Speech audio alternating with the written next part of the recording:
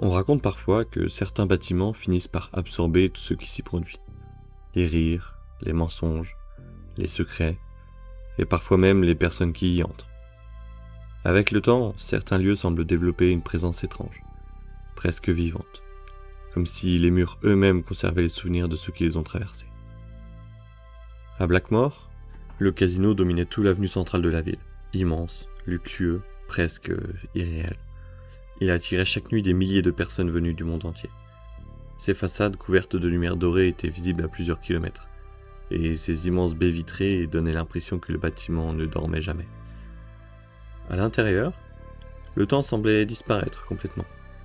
Les horloges avaient été volontairement retirées des salles principales, les lumières restaient identiques du matin jusqu'au milieu de la nuit, et le bruit constant des machines à sous se mélangeait au son des jetons et des conversations étouffées des joueurs. Certaines personnes venaient à l'Elysium pour gagner de l'argent, d'autres pour oublier leur vie pendant quelques heures, mais beaucoup finissaient simplement par s'y perdre. Le propriétaire du casino, Victor Hall, était devenu une sorte de légende à Blackmore. Personne ne connaissait réellement son passé. Certains racontaient qu'il avait bâti sa fortune à partir de rien grâce au jeu. D'autres affirmaient qu'il avait récupéré l'établissement, après une série d'événements étranges dont les journaux avaient mystérieusement cessé de parler. Mais malgré les rumeurs, Victor semblait toujours garder le contrôle. Élégant, calme, presque impossible à lire, il traversait les salles du casino avec une assurance étrange, comme s'il connaissait chaque secret caché derrière les murs du bâtiment. Pourtant, parmi les employés les plus anciens, une histoire circulait discrètement après la fermeture. Une histoire que personne n'aimait raconter trop fort. Selon plusieurs anciens salariés, l'Elysium n'était pas seulement un casino. Le bâtiment lui-même était maudit. Tout aurait commencé 15 ans plus tôt, quelques semaines seulement après l'ouverture officielle du casino. À l'époque, l'Elysium était encore plus extravagant qu'aujourd'hui. Victor organisait des soirées privées gigantesques réunissant investisseurs, célébrités et joueurs extrêmement riches dans les salons VIP.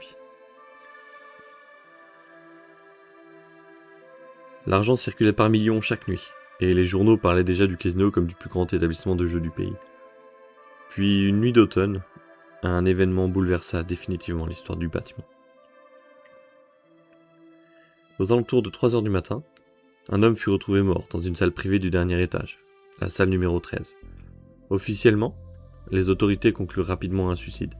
L'affaire fut classée en quelques jours seulement et Victor réussit à empêcher les médias de s'emparer de l'histoire. Mais les employés présents cette nuit-là racontaient autre chose. Le corps avait été retrouvé assis devant une table de blackjack encore allumée, comme si la partie n'avait jamais été interrompue. Les lumières de la pièce clignotaient lentement lorsque la sécurité était entrée dans la salle et surtout, l'expression figée sur le visage de l'homme semblait totalement terrifiée. Certains agents de sécurité affirmèrent même avoir entendu quelqu'un parler dans la pièce quelques secondes avant de découvrir le corps. Pourtant, lorsqu'ils ouvrirent la porte, l'homme était seul.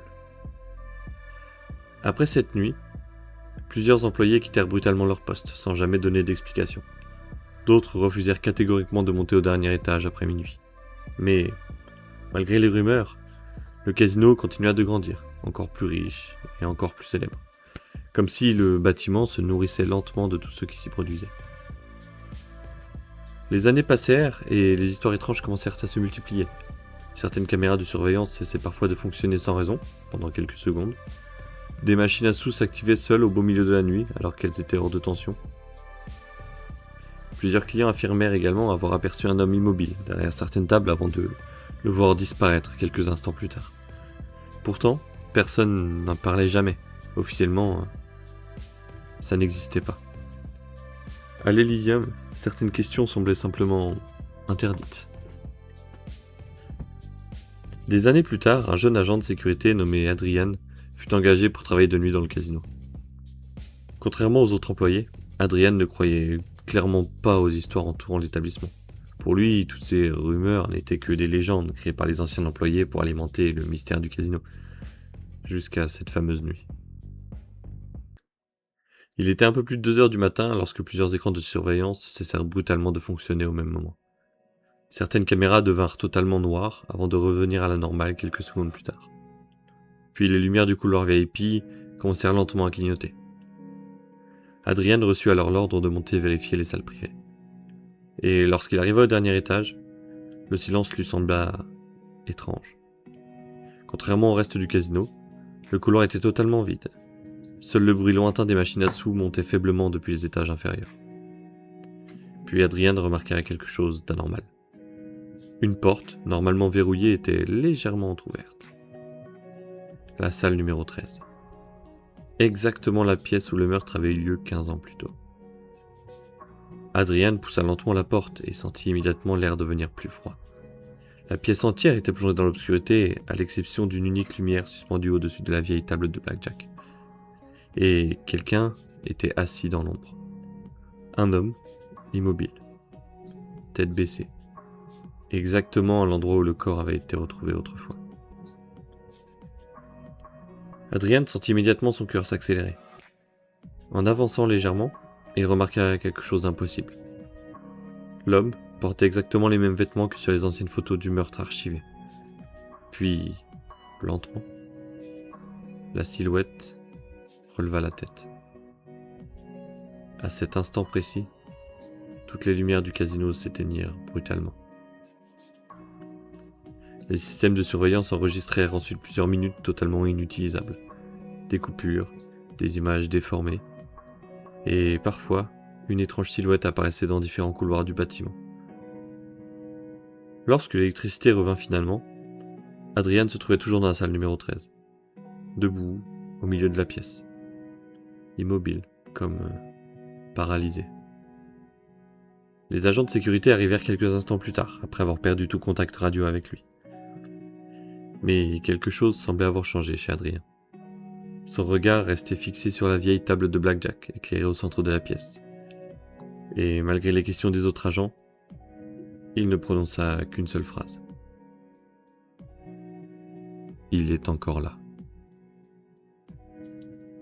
Après cette nuit, Adrien ne redevint jamais réellement le même. Durant les semaines qui suivirent, il continua de répéter les mêmes mots, encore et encore, comme s'il avait vu quelque chose qu'aucun être humain n'aurait dû voir. Puis les événements étranges recommencèrent dans le casino. Des cartes apparaissaient seules sur certaines tables, pourtant fermées au public. Des jetons étaient retrouvés déplacés chaque matin dans la salle numéro 13. Et plusieurs employés affirmèrent entendre certaines nuits, après 3 heures du matin, le bruit d'une partie de blackjack se déroulant lentement derrière la porte. Quelques mois plus tard, un technicien chargé des archives de vidéosurveillance fit une découverte troublante.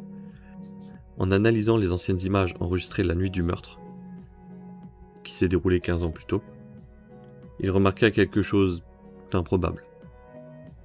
Derrière les agents présents sur la vidéo, une silhouette apparaissait déjà dans le reflet des vitres.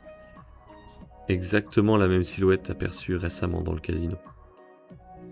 Mais ce n'était pas le plus étrange, parce qu'en zoomant davantage sur les images, le technicien réalisa que la silhouette regardait directement la caméra, comme si elle savait qu'un jour, quelqu'un finirait par la remarquer.